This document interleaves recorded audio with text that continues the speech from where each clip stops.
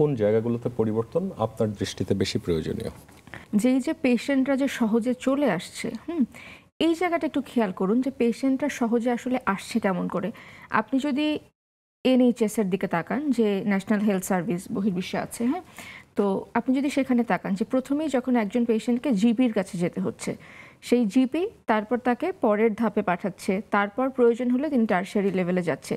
এই যে তাকে জিপির কাছ থেকে পরের ধাপে, সেকেন্ড ধাপে যেতে হচ্ছে, তারপর প্রয়োজনে তাকে টারশিয়ারি লেভেলে যেতে হচ্ছে, তার মানে ইভেন তাকে কিন্তু আসলে জিপির কাছে যাওয়াটাও খুব একটা সহজ না।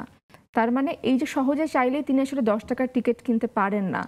এবং যেহেতু তাদের ওখানে স্বাস্থ্য বীমা আছে, তার মানে এই কারণে তাদের পক্ষে আসলে খুব সহজে তারা পৌঁছতে পারেন না।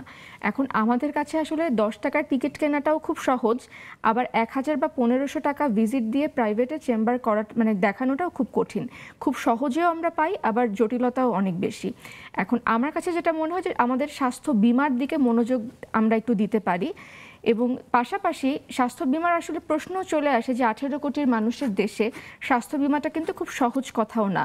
সেক্ষেত্রে আমরা একটু দেখতে পারি যে আমরা যদি খেয়াল করি যে বিশ্বের যে দেশগুলো যে স্বাস্থ্য ব্যবস্থাপনায় এগিয়ে গেছে, কোন কোন দেশ এগিয়ে গেছে, সবচেয়ে বেশি এগিয়ে গেছে ফ্রান্স এগিয়ে গেছে স্বাস্থ্য বিমার কারণে। ফ্রান্স ব্যবহার করছে হাইব্রিড মোড, তারা সরকারি বিমাও করছে, তারা বেসরকারি বিমাও করছে। এগিয়ে গেছে সুইজারল্যান্ড, তারা বেসরকারি বিমা ব্যবহার করছে। এগিয়ে গেছে নরওয়ে, তারা দুটো বিমা ব্যবহার করছে।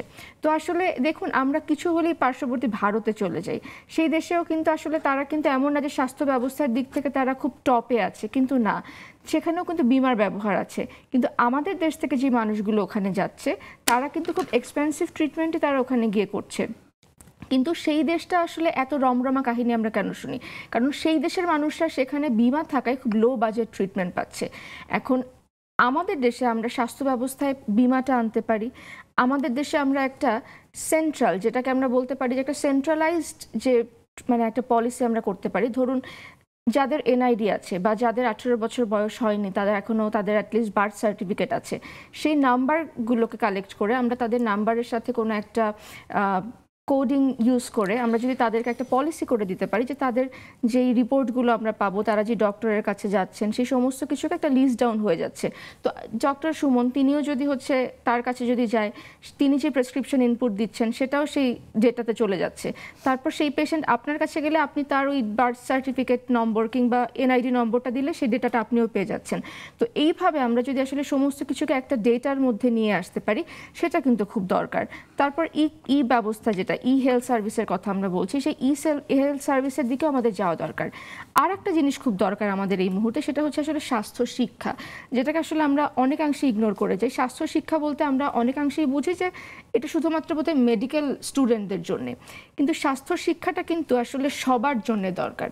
স্বাস্থ্য শিক্ষাটাকে আসলে স্কুলের বইতে নিয়ে আসা প্রয়োজন। আমরা হোম ইকোনমিক্সের বই দেখি, কৃষি শিক্ষার বই দেখি ছেলেদের, কিন্তু না, স্বাস্থ্য শিক্ষা নামে আসলে একটা কারিকুলাম দরকার। বা আমি অ্যাজ আ মেডিকেল হিউম্যানিটিজের স্টুডেন্ট বলতে পারি যে মেডিকেল হিউম্যানিটিসটাকেও আসলে শিক্ষাক্রমে নিয়ে আসা দরকার। এবং যারা মেডিকেলের স্টুডেন্ট, তাদের কারিকুলামে আসলে মেডিকেল হিউম্যানিটিসটাকে নিয়ে আসা প্রয়োজন। সেটা কেন, সেটা একটু বলি। এই যে স্বাস্থ্য খাতে যে আমরা ব্যয় করি বা যে টাকাটা খরচ হয়, এটাকে আমরা ব্যয় বলি বা খরচ বলি। এটাকে যদি খরচ না বলে আমরা ইনভেস্টমেন্ট বলি, আমরা যদি এটাকে বিনিয়োগ বলি, তাহলে কিন্তু আমরা বলতে পারি যে এটা আমাদের স্বাস্থ্যের প্রতি আমি একটা বিনিয়োগ করলাম। দেখুন কেন এটা আসলে বিনিয়োগ। যেই রোগী এটাকে ব্যয় মনে করেন, তিনি মনে করেন আচ্ছা আমি তো এটাকে খরচ করে ফেললাম।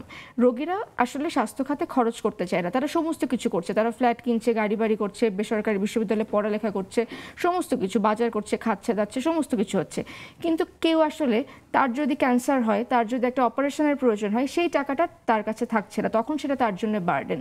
এবং একই ঘটনা আসলে রাষ্ট্রও করছে। রাষ্ট্র কি করছে দেখুন, ব্যক্তিও করছে, রাষ্ট্রও করছে। রাষ্ট্র তার দেশজ GDPর মাত্র 0.9% চিকিৎসা খাতে বরাদ্দ করছে। তো ব্যক্তিও যেমন আসলে চিকিৎসাকে আসলে এক ধরনের লোড বা বোঝা মনে করছে, রাষ্ট্র খুব সামান্যতমই GDPর অংশ চিকিৎসা খাতের জন্য রাখছে। তাহলে আমরা যে আসলে বলছি যে চিকিৎসকেরা গবেষণা করে না, তাহলে চিকিৎসকেরা আসলে কেমন করে গবেষণা করবে যদি চিকিৎসকদেরকে আসলে প্রপারলি ফান্ড দেওয়া না হয়?